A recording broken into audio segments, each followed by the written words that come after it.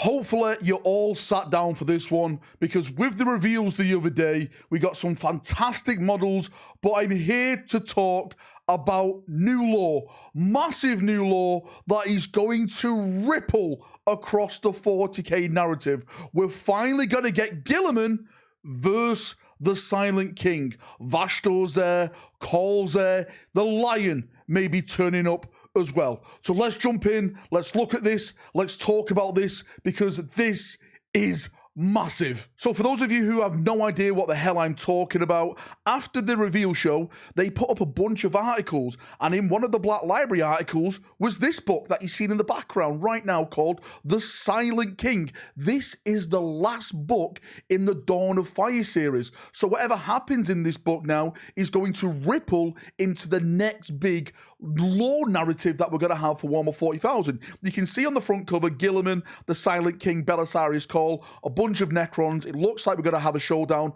but the description of the book is a really big thing as well. Let's read it together. The Silent King, the Dawn of Fire series, is the premier account of the Imperium's counterattack following the opening of the Great Rift. As Guilliman leads the Indomitus crusade to reclaim uncountable worlds beset by aliens, demons, and heretics, the series comes to a close in The Silent King by Guy Haler as a sudden disappearance of an entire battle fleet. That is massive. You're talking Marines, Custodes, Sisters, Guard, everything, right? Admech draws the Avenging Sun away from his reclaimed realm and into the treacherous Pariah Nexus, where a resurgent Necron empire stirs in its stillness. Now, this is what it's been building up to now for the past, well, since 8th edition. We're finally got to get that showdown between Guilliman, the Silent King, the Imperial forces, and also the Necron forces. And when I talk about Necron forces and Imperial forces,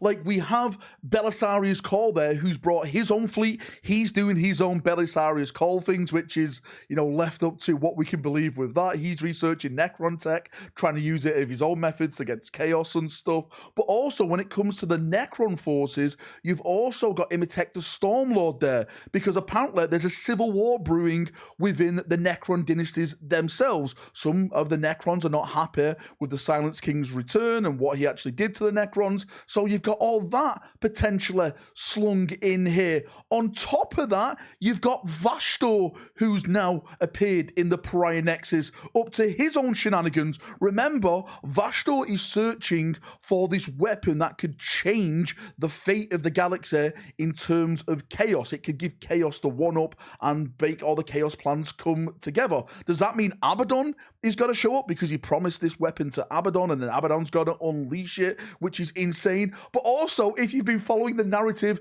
in the Black Library, sorry, not Black Library, in the White Dwarf magazine, there's so many narratives that are connected here. I'm so sorry. That Magnus is actively involved as well, and Magnus apparently is going to be sending some of his robotica units into the Pariah Nexus, because of course the Pariah Nexus affects his psychers, and that affects like the Thousand Suns and everything like that. So he's going to be getting involved somehow. Is he going to be involved in this book? And then another Primarch on top of that, Primarch after Primarch after Primarch, right? We're building walls.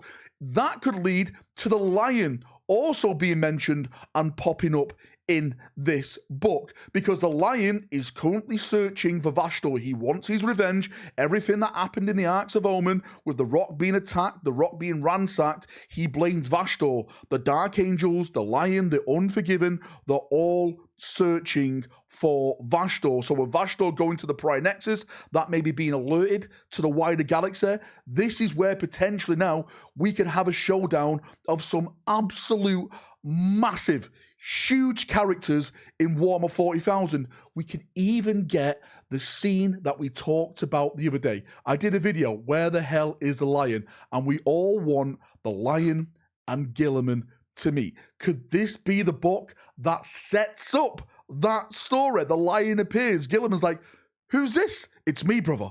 I have returned to aid you once again. There's so many things that could go into this book. The narrative from this book is going to be massively affecting the 40k narrative going forward, because of course we know Fulgrim's coming back. Is this going to be a stepping stone to Fulgrim's return, and what's going to happen with that, the fallout of this book? There's so many questions now, and I think this book for me is a day one buy. I need to see what happens. Like, if anything from this book, we're probably going to get Guilliman fighting the Silent King. Guilliman is going there. The Silent King is already there. This, I'm 99.9% sure they're going to have a showdown. Maybe not like PvPing each other, maybe their forces, but it'd be amazing to see Guilliman take on the Silent King. I'm sure there's a lot of, how can I say this, debate on who's the strongest there. I'm sure a lot of Necron players are like, the Silent King was just one-shot in Valrak. The Silent King is the Silent King. But Guilliman is Guilliman. He is the de facto emperor. He has the faith on his side. The faith which is being used as a weapon now in these times of chaos and ruination, okay? So don't put it past Guilliman to pull like something out the bag and really bring his A game during this book.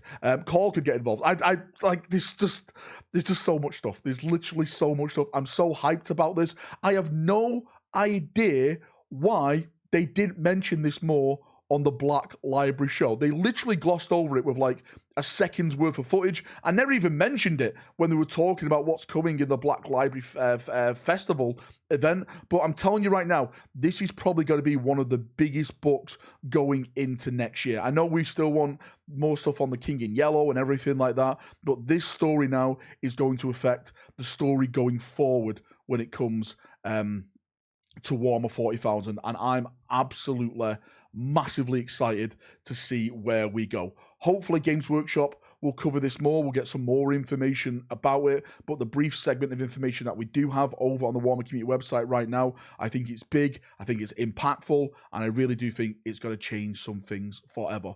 Anyway, thanks for coming. Thanks for watching. I'm massively excited. Let me know your thoughts in the comment section. Let me know your theories on the story. How do you think it's going to play out? Do you think Guilliman could take on the Silent King? Do you think Guilliman and the Silent King are going to fight? Or are they going to like link up forces to fight a common foe, which is going to be Vashtor, Chaos, maybe Abaddon showing up, all that type of stuff? Put it down below. I'm going to have a nice little chin wag down there, as we always do. See ya. Have a great day, and bye-bye.